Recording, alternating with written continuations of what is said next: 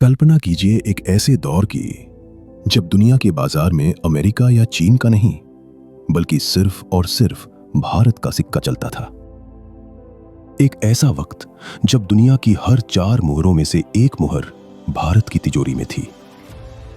पूरी दुनिया की जीडीपी का 25% अकेला भारत कंट्रोल करता था। रोमन साम्राज्य के अमीर लोग शिकायत करते थे कि उनका सारा सोना भारत के मसाले और मलमल खरीदने में खाली हो रहा है।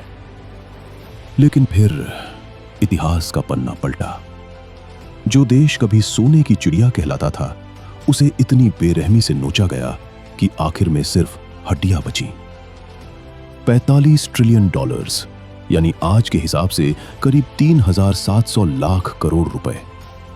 इतनी बड़ी रकम आखिर हवा में गायब कैसे हो गई?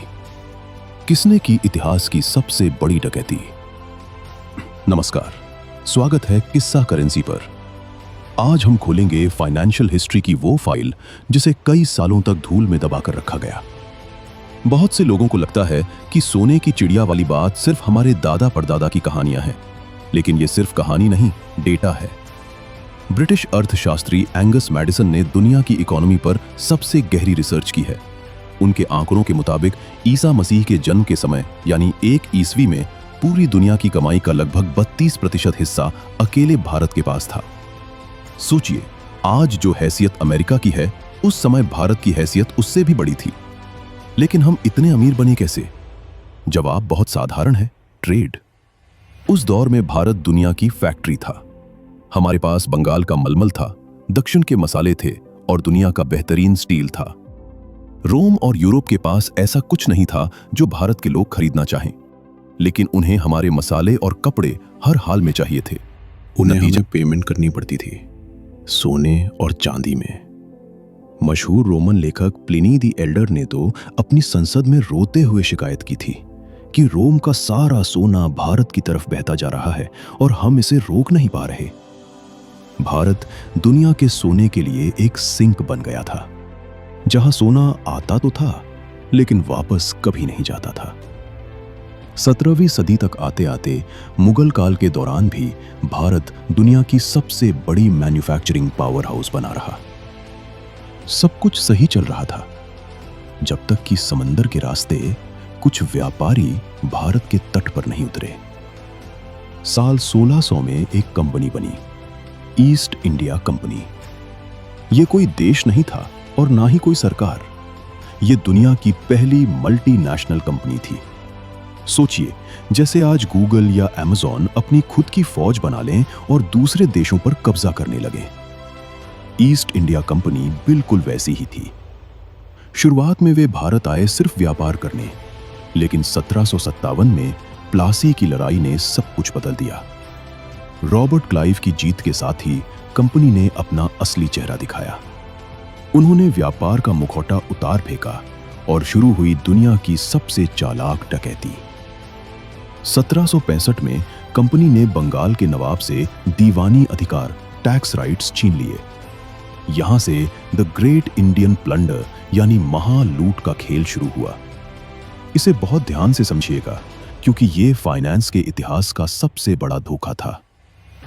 1757 से पहले अगर अंग्रेजों को भारतीय मसाले चाहिए होते थे तो उन्हें ब्रिटेन से सोना चांदी लाना पड़ता था, यानी भारत की जेब भर रही थी। लेकिन सत्ता हाथ में आते ही उन्होंने सोना लाना बंद कर दिया। अब वे क्या करते थे? वे भारत के किसानों और व्यापारियों से जबरदस्ती टैक्स वसूलते थे और फिर उसी टैक्स के पैसे से वे भारतीय व्यापारियों का सामान खरीदते थे।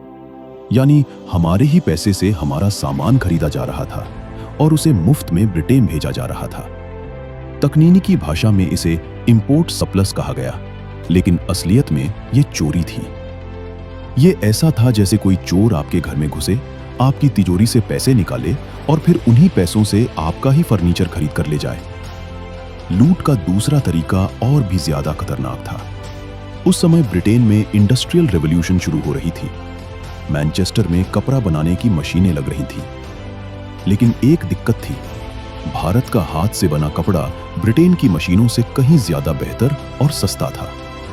ढाका का मलमल इतना बारीक था कि पूरी साड़ी एक अंगूठी से निकल जाती थी। अपने कारखानों को बचाने के लिए अंग्रेजों ने बाजार के नियम ही बदल दिए। अगर भारत का कपड़ा ब्रिटेन जाता तो उस पर 400% तक टैक्स लगाया जाता था, लेकिन अगर ब्रिटेन का मशीनी कपड़ा भारत आता तो उस पर 0 टैक्स था। नतीजा, भारत के बुनकर बर्बाद हो गए, करोड़ों लोग बेरोजगार हो गए। 1834 में गवर्नर जनरल विलियम बेंटिक ने खुद कहा था, भारत के मैदान बुनकरों की हड्डियों से सफेद हो गए हैं। और जो लोग कहते हैं कि अंग्रेजों ने हमें रेलवे दी, उन्हें यह सच जानना चाहिए। रेलवे यात्रियों के लिए नहीं, बल्कि लूट को तेज करने के लिए बिछाई गई थी, ताकि भारत के कोने कोने से कच्चा माल जल्दी से बंदरगाह तक लाया जा सके और ब्रिटेन का बना हुआ माल गांव-गांव तक बेचा जा सके। यह विकास नहीं था, यह एक सक्शन पंप था जो भारत का खून चूस रहा था। तो आखिर में हिसाब क्या बनता है? कोलंबिया यूनिवर्सिटी की प्रेस ने मशहूर अर्थशास्त्री उत्सा पटनायक की रिसर्च छापी। उनके गणित के हिसाब से 1765 से 1938 के बीच अंग्रेजों ने भारत से कुल $45 ट्रिलियन की दौलत खींची। ये रकम इतनी बड़ी है कि इससे आज के भारत जैसी 15 अर्थव्यवस्थाएं खरीदी जा सकती हैं। अगर वो पैसा भारत में रहता तो शायद आज फर्स्ट वर्ल्ड हम होते और डेवलपिंग वे होते। इतिहास बदला नहीं जा सकता, लेकिन उसे भूला भी नहीं जा सकता। सोने की चिड़िया जख्मी जरूर हुई, लेकिन मरी नहीं। आज भारत फिर से अपनी आर्थिक ताकत हासिल करने की दौड़ में सबसे आगे खड़ा है। अगर इस वीडियो ने आपको सोचने पर मजबूर किया तो इसे अपने दोस्तों के साथ शेयर जरूर करें।